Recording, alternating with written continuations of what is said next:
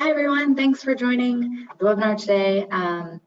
We will be going over a product integration and analyst update, talking about new features that have come to Analyst since the last time we did a product update, which was in May, I believe. So lots of new things, exciting things to talk about. I am here with Michael. We're actually in the same place, which never happens, but we are here to talk to you today.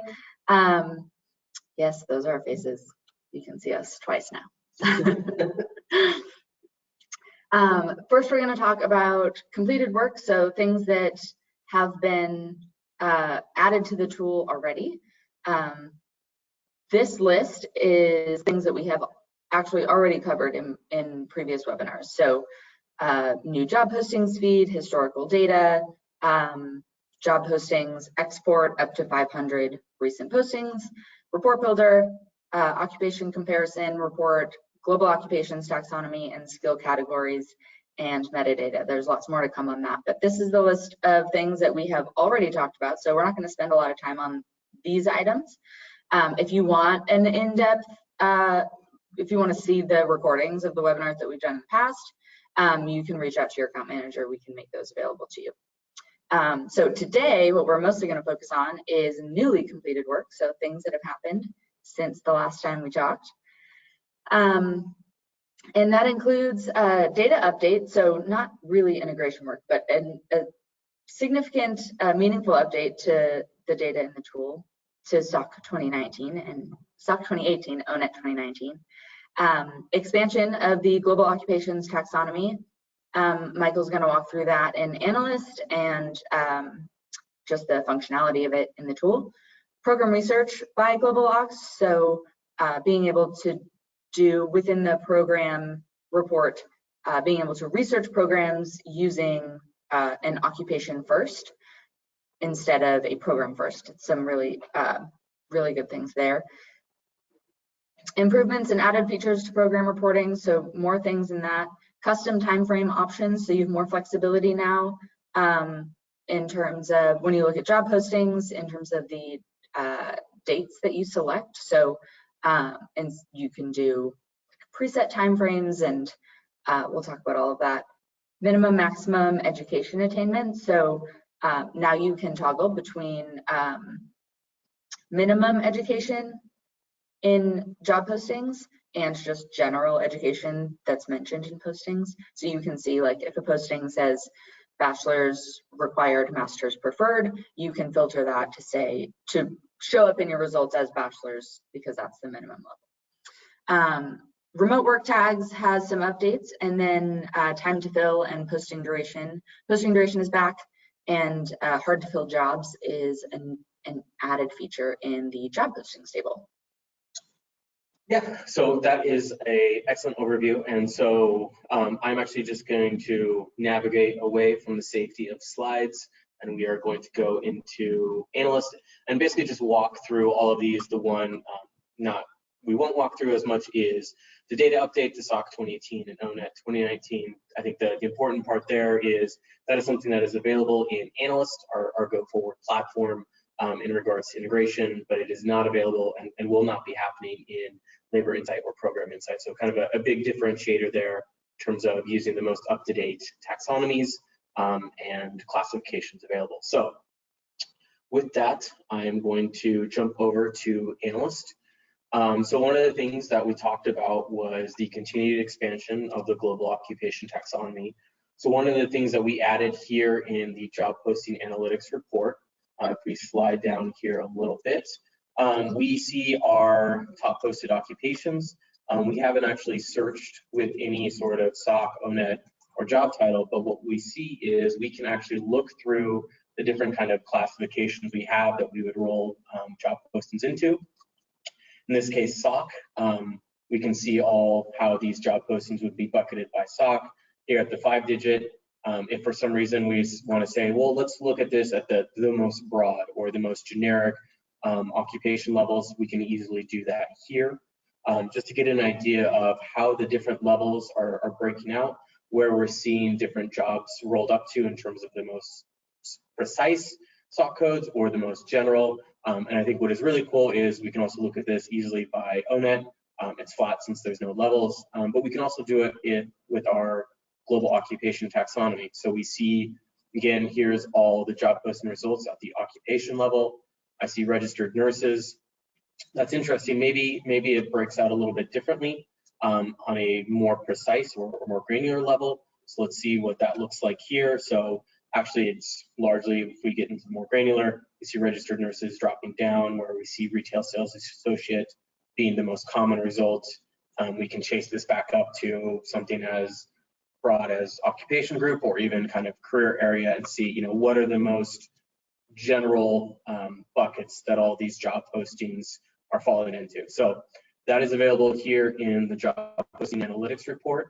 Another place that we have added this functionality is in the job postings table. So if you navigate to home, to job postings table, if you are on this occupation tab, so again, I'm just looking at the state of Idaho to keep the report running a little bit more efficiently. But I can look at these all these job postings rolled up into the global occupation taxonomy. I can see it at SOC, ONET, and the same functionality of once I jump over to SOC codes, it's going to default me to the 5-digit level here, the most granular. But again, I can chase this all the way through up to 2, 3, 4, and I can do the exact same with the global occupation taxonomy. We can look at ONET, but since there's flat, there's no variation. There's nothing that we can do to jump to the different levels, but a different way of quickly looking to see how jobs are being rolled up, either at the most precise level or kind of the most generic or somewhere in between. Some of the other improvements that Chantel talked about was kind of along the lines of the global occupation taxonomy is we have enabled program research through the global occupation taxonomy. You can use this either in the program overview or the program table here.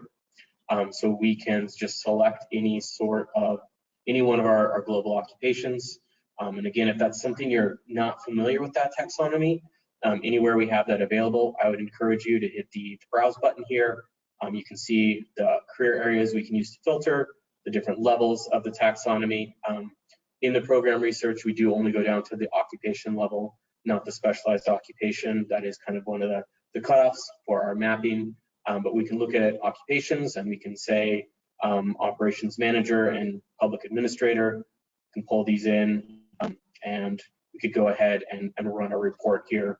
And then it is going to show us that there's 21 programs that this is mapped to, and then basically the same report that we would normally have, basically mapping our global occupations to programs and then using that to map it back to SOC codes, which allows us to not only show the program completions, but also some of that government BLS data about the programs that it pertains to. And then on the same line of program level improvements, if we go back to our program overview here, what we see is in addition to being able to use the global occupations, we can also now filter by institution. So really this allows us basically just to get a much more kind of precise or refined view into some program research and reporting. So no longer are we limited by just program and institution or program and region. We can look at all those two levels, but we can also add one or numerous institutions. We can use institution groups. We could create a set of competitive institutions, benchmark institutions, whatever we want to, but it gives us a nice way of kind of further refining and narrowing down the data we're looking at. So that way we can get a more granular view into program research. So we will go ahead, we'll just run this for 5202 because this always has plenty of results. We'll run it for Washington State because it's easy to spell, and we will go ahead and run that report here. So one of the other changes we've made is this kind of summary packet here. So we can see over the past 5 years, we actually see a decline in the number of institutions offering this program, and we see a negative 2% change in the number of completions overall over this 5-year trend. Something else we can look at here too is this completions distribution. I have to move my little GoToWebinar tab here so I can see it. So we see that there's one institution that has as few as 3 completions, but one with 584, and then we see the average and the median between all the different institutions in Washington offering this. So what this does is give us a nice understanding of what is kind of the breakdown of the market share. We do have kind of one larger fish here that's kind of sucking some of the oxygen out of the room for everyone else, but we see what it would be the lowest that someone has for completions. But this median and average gives us a nice understanding of, what is realistic. Are we kind of in line with average market share? What could be realistic if we start offering this in this region? And again, there seems to be kind of one main dominant player here. So that is available there. This does get a little bit messy if we look at like a really, really broad level, like a net level, because you can see that upper completion level just get really, really super high. Some other things we've added along the lines of market share is we have this breakdown of the market share by institution type, as well as program type. So we searched at a 4-digit level, so we will see the breakdown of all these 6-digit completions underneath it. And if we were to search at 2-digit, we would see the breakdown of the 4-digit. So just kind of a further understanding of what are the institutions, how are they making up the market share, and then what is the program market share too, that kind of breaks down from this 5202 zip code. Beyond that, we have also added this completions trend here. So again, just looking the past 5 years, what are we seeing in terms of completions? We see Central here had a little bit of a dip, but overall positive growth. See a lot of decline in these, some growth, but just a quick understanding of how things are looking for these different completions. This isn't particularly new, but I think one thing that is helpful is if you're ever curious, go ahead and just click on any of these, and you can get a really nice detailed view of not only your completions, but the different award levels that these completions are occurring at. And my GoToWebinar box keeps getting in the middle of everything I'm trying to do. Something else we have added here on the side is this institution sector. So now another way of basically being able to quickly filter if we wanted to look at just public, private, not-for-profit, depending on where you are, what kind of institution type you are. This can be really helpful in making sure that we're doing kind of apples to apples. I am a public university. I only want to see data for other public universities too. So those are some of the changes that we have made in the program overview. Some other changes that we have made in the program table. One, again, is that we see the institution filter here. So previously, we only allowed you to filter on a single institution. Now we have opened that up, so this can, similar to the program overview, we can use groups, we can use radius from address. We can always have our browse function here to just look at the number of institutions as well. But again, another way of being able to easily narrow down and get a better understanding of the results in the program table. And something else we added was these overview columns here. So if we jump in and we look at Idaho, and what we will see is a much easier kind of summary view of especially the program data in the program table. And one of the strengths of the program table is that we can get really, really granular and specific with our column selections and column options. The downside of that is sometimes it can be a little overwhelming trying to find, what is the right column, searching through them. So the joys of a live demo is waiting for things to load.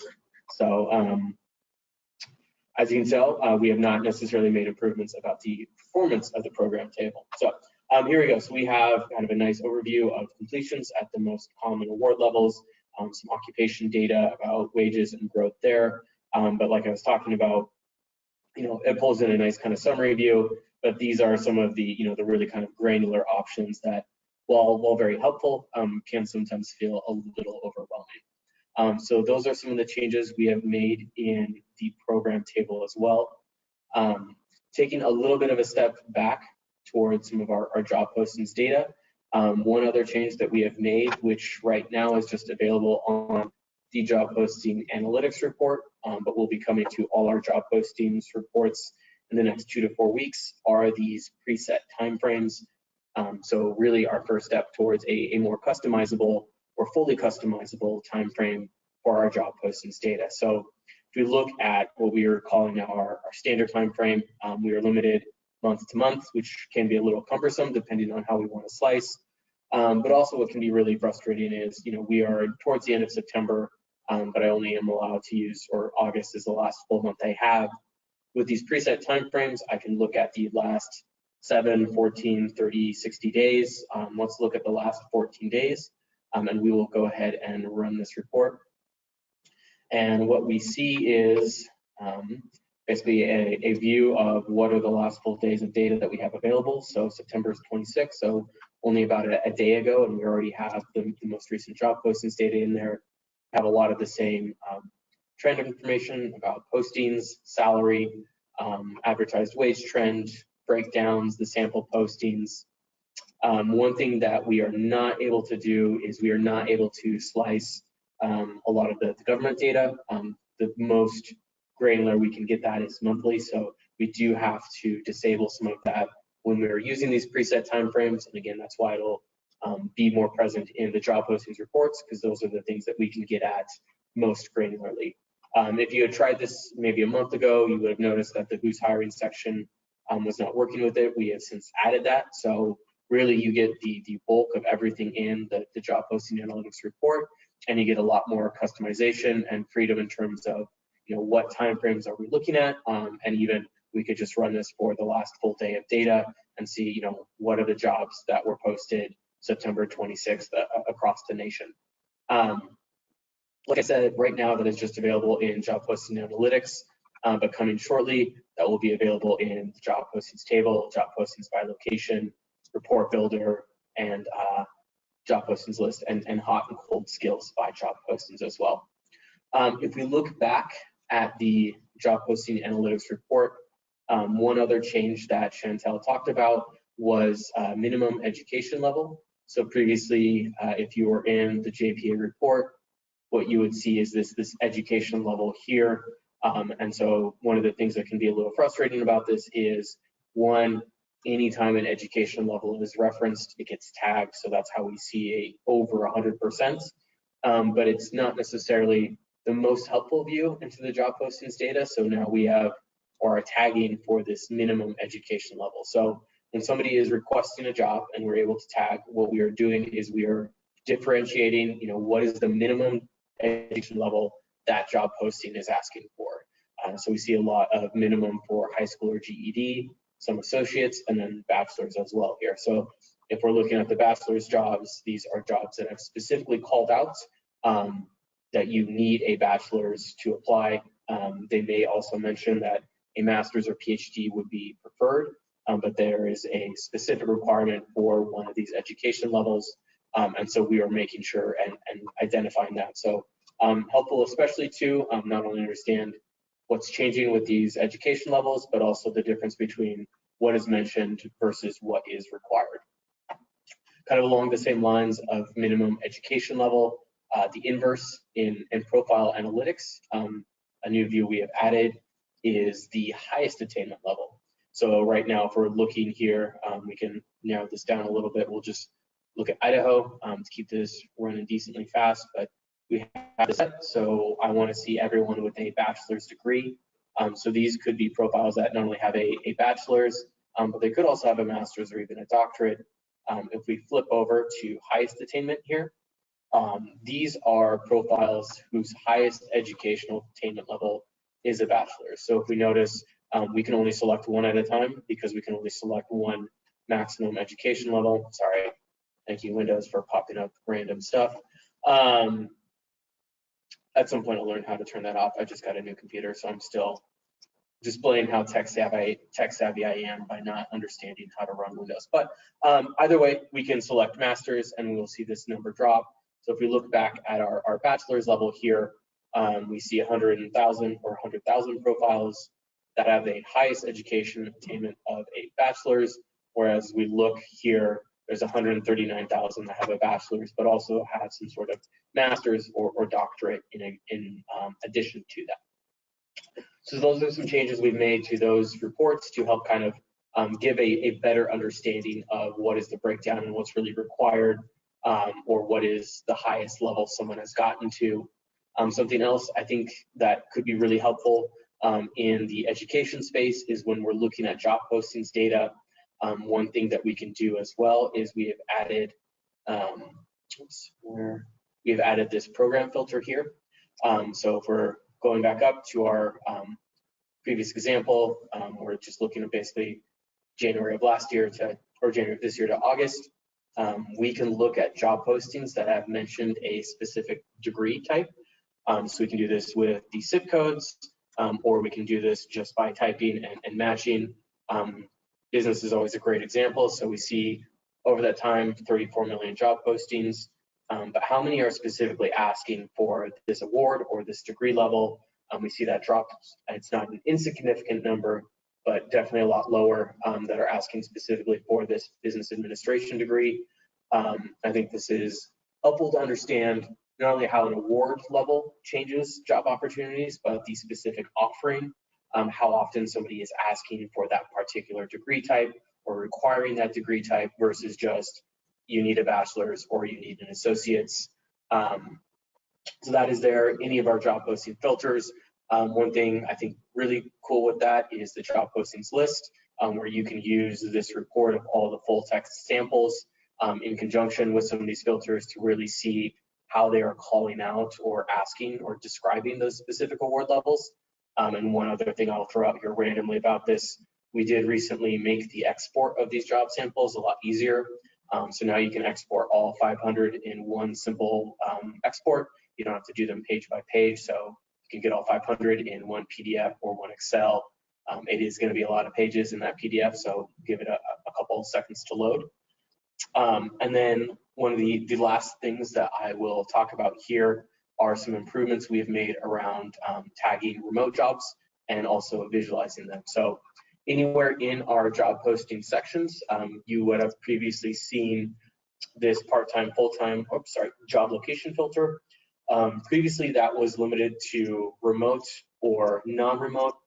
We've added a hybrid tag and also an unknown tag. So if you're looking through job postings data and you want to try and understand a little bit better about how remote work is shifting, what's going on with it, I would definitely recommend using this filter. It can help us really narrow down not only just the remote or non-remote, hybrid, or even the jobs that don't really address either of them. And one thing, I pulled this up in the report builder, is we have this trends packet here we can use. So if we look down, one of the visualizations we have added is this visualization to see remote work and how it is changing over time. So while we see definitely an increase in remotes and hybrid, we still see just a huge kind of denominator of jobs that aren't even addressing it. This is a generic search, so certainly if we look at something like software engineering, we'll see these ratios change, but helpful to understand how some of these requirements are changing. And as always too, we can still look at things like experience and education level to see how that has changed over time as well. I'm going to check my notes here. Oh, and there's a couple more things to cover. Back to the job postings table. One thing we have added again, if we look down at our columns here, is we have this hard to fill jobs, which is basically a set of columns right now that we kind of recommend as the best way to look at how hard a job is to fill in a certain area. So right now, this is just a preset column selection. Again, the data points we think are most relevant. What this will eventually be built out into is more of an index or score. So something that you can benchmark, and then we will essentially do the calculation for you based off of this and some other modeling that we'll do. So you'll see that here eventually in the job postings table, as well as a visualized report there. And one other thing to touch on as well that we have recently been able to bring back is the median posting duration here. So how long a job has on average is available, a kind of a good indicator, as long as that, in addition to that posting ratio of how difficult is it for a company or a region to fill an occupation? Are we seeing a lot of people posting for the same job? Are we seeing this stay open for well over 30 days? Is it well below 30 days? Just again, kind of a nice benchmark to understand how difficult a job is, or how often or how long a job is staying open. I think those are all the updates I have, unless I think we did do the tabbing in the GOT through these different levels. Chantel has been asking for the tabbing in GOT for a long time, so I totally understand that she wants me to cover it. And I also have a tendency to forget things, so totally fair. I'm going to jump out of our live demo here, and I'm going to go back to our slides. So that is a lot of the work that we have done since the last time we had a webinar. There is definitely still more work in process, and that's what I will discuss now. So some things that we have coming shortly here. We are coming up on the end of Q3, so not a whole lot left there, but we are working on a new salary model. And I think the really cool part about this salary model is we will be able to tag any sort of job posting, even if it does not have a salary or any compensation listed, with what we are projecting or what we are modeling as its market salary. So if you're looking in an area or an occupation where there's really not a lot of job postings, the salary data you have is so hit or miss that it can really, one really high, one really low salary can really skew the data. This is a nice baseline to really help you kind of understand what we would see, this job making in this region, given the experience and the education asked for it. We were also a lot more work on skills, some enhancements again to program reporting with the portfolio view. And I'll actually go through these a little bit more in detail on the next slide, so I probably won't cover all of these in depth here. Some other changes coming in Q1 as well. That one's a little bit light right now as we are kind of finalizing plans on what we're going to do, or what all we are going to do in Q1. So next time we touch base again, there will probably be a lot more work that you'll see forecasted for Q1. So there is more stuff to come in Q1. We're just, again, still weighing out plans and what would be the kind of the best for the users before we finalize that. So as I talked about, some more skill integration work that we are going to be doing. So one of the really, I think, key things that we need to do with the skills integration is building out the functionality of the skills categories and subcategories, allowing you as a user, just like I browsed through those different GOT levels, to browse through the different skill categories and subcategories, see what's there, and then when you select them, understand what skills are in those categories. So if I pull in an IT skill subcategory, what are the skills included in there? So we are just waiting on some API connections and improvements before we can do that. Adding the DDN skills framework, so the defining, distinguishing, and necessary skills.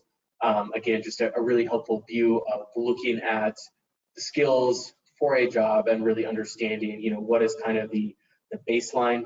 When am I going to be a little bit bonkers to apply to a job and not have, if given my just Windows example here, not being able to turn off pop-ups, probably not have the necessary skills to apply for a software engineering job, but also what are the skills that are really going to make you stand apart for that role. And along with that, we'll be able to tag skills in terms of being a hiring differentiator and a salary booster. So what are the skills that we see really making you stand apart when it comes to hiring, and what are the skills that will allow you to command a better salary, or what are the things that we could put in a micro-credential or a degree to really help our students stand out in the workforce and really maximize their earning potential. We will be adding skills projections, which I think also help really not only give us an idea of where we see skills going over the next couple of years, but also helps give a much better view into potential skill gaps, right? Where we see a lot of a skill growing, but we don't see a lot of a lot of it being asked for right now, there is a very likely potential that that is an opportunity where a lot of employers are going to be asking for a skill, but it's not going to be available. The portfolio view, like I talked about, essentially allowing a user to group and categorize all their programs as they would discuss it, not as SIP codes would classify them as, but what is our STEM programs, what is our business programs, and allowing a rolled up view of those programs, something more like a executive dashboard than just the program table. The occupation similarity data and report. So initially we will have a similarity score for occupations, so I can understand what are the most likely occupations that I could go to or will come from to go into an occupation, and then be able to visualize this. I think the lollipop chart from Labor Insights. We will also be adding a little bit more to the program research by allowing users to start by skills or several skills as opposed to just a program or a GOT. Again, kind of giving you more flexibility. If we started our research in skills, let's continue it all the way through skills, as opposed to having to jump to a SIP or a GOT.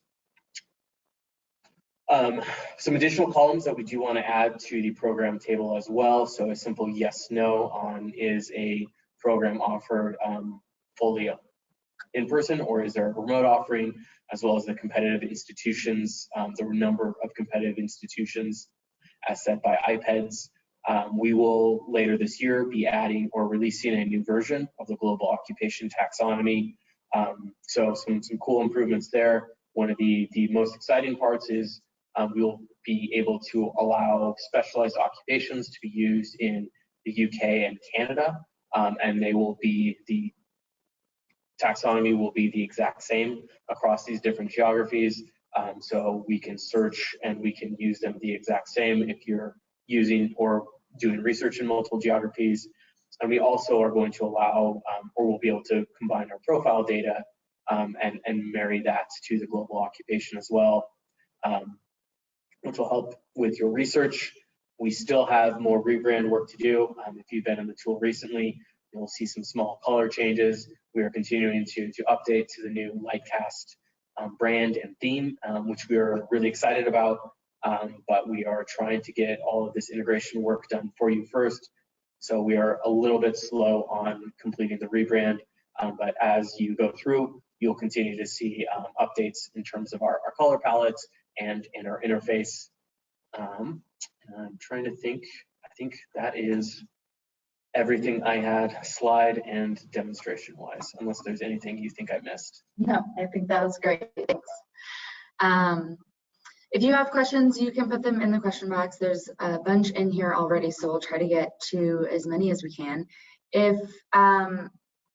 If you have questions after the webinar, reach out to your account manager. If you don't know who your contact is, you can reach out to us, which is, we have a group email, which is on the screen, and we can get you to the right people. Okay, a number of questions, some not questions, some people just excited about the changes, which we also accept. Compliments are welcome as well as questions. It doesn't have to be negative feedback. It could entirely be positive. I'm not trying to force you into lying to us, but it wouldn't hurt my feelings. Okay, great. Oh, Michael, do you want to talk about when we will have new IPEDS data? Yes, thank you. I actually completely forgot to bring that up. We are actually in the process of adding our next US data run. Right now, we anticipate a beta release of that data run October 5th, and that will have the new IPEDS data. One thing I will do real quick, since I have you all here, and you have to look at my screen. So a beta data run is one that a user can opt into. We've done our full quality assurance testing, but we are kind of just gradually easing it into the tool to make sure there's no issues.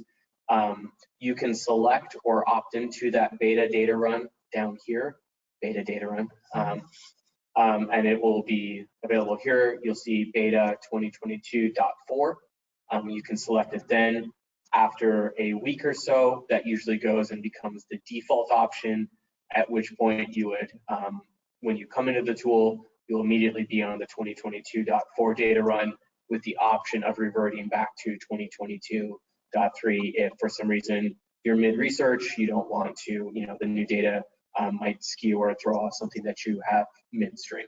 But yes, October 5th. Of course. Can you talk about how the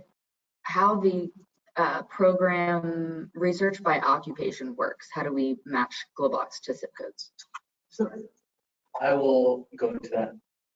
So one of the main things that this is built off of, and again, we're just now surfacing this, so there is still some work that we are going to do to help make this a little bit transparent for you as users. So we go back into our program overview here, and we select a GOT, and we will just type software, and there we go, software QA tester, and we will go ahead and run it. So we see 19 programs have been pulled in as part of this. What we'll be doing in the future is adding the ability to expand in tool and see what these 19 programs are, and then also in the export. But really how this works is we are building off of our SIP to SOC mapping. So we are taking the occupations and we have mapped them, or the global occupations or occupation areas, and we have mapped them to SIP codes. And then we are using that SIP to SOC mapping for the government LMI data. So the completion data comes from our mapping of the global OCS to these program codes, and the data or the job postings data is coming from the results for the occupations themselves, and the government PLS data is coming from the SOC codes that are mapped to the SIP codes there. So I know I said code probably about 14 times, but hopefully that helps. Great, thanks. Question about certificates. So certificate programs that show up in iPads as like less than 1 year, are those available in the program reports? Or is there a plan to include that? Yes, so there are 2 plans along those lines right now. So one is you can get to any award level in the program table. Oops, sorry, I forget which tab I'm in. So if we go into these columns here, we see the award of less than 1 academic year, award of less than 2 academic years, and then all the different ways that we can see those completions for those award levels. So this program table has the option to pull in any iPads award level that we have available. So that is available now. What we will be doing in the near future, like next 2 to 4 weeks, is we will be adding an advanced view to the education levels here. So right now, these are the most common education levels we have. These are also what we kind of default to in this view because it's what we tag our job postings data to. But we will be adding basically a toggle to say advanced, and then you can look at just all of those individual or those more granular award levels there, the less than 1 year, 2 years, but less than. So all of those will be available. Some of the job postings data that we surface at the bottom of the report will not be available as part of that, but you'll be able to see all the same data about completions, market share, how they're breaking down. Thank you. Of course. Can you export the program completion data? Yes, you can export all the program completions data. So there's, again, any of the reports, you can export to PDF, Word, or Excel. You can also export anything in the table here to Excel or CSV. So basically, any of the data that has been pulled in as part of your search will export. If you are trying to just grab a really, really large view of all the program data, there is this data download that is available, has been turned on for some users. And again, just no visualization in the tool, but it will just match all your results and pull in and export all that data for you. Of course. One question is about where the report was that the custom report builder with the pathways. It's Michael will show you. It's just in the program, the job postings reports. So if you come into job postings and then we come to report builder right here, and then that visualization I had was the time series. So we update, and then no, it was not the time series. It was trends. I always get these mixed up. I'm sorry. Clearly, I've done an excellent job of labeling these. Sorry, it is yes. So it's right there. Let me see.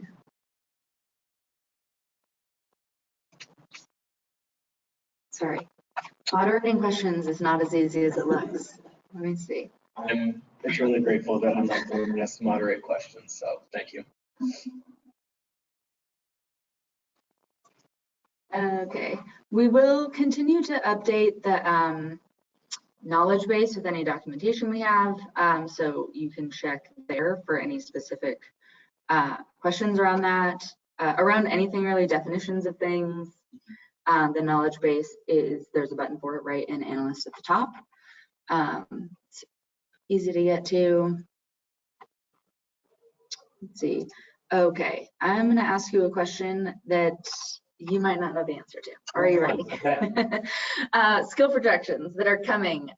What level of granularity will they have for geography? So will you be able to look at projections by city, by zip code, by county? Do you know? We can definitely do national. We'll also be able to do state and county. I will have to check to see if we can do it by zip. Typically, job postings data, which is where we're going to get a lot of the data for the skill projections, because of how they're posted, the most granular we can get is county. So my guess is county level is the most granular we could get with these skill projections. But I can verify that. Good answer.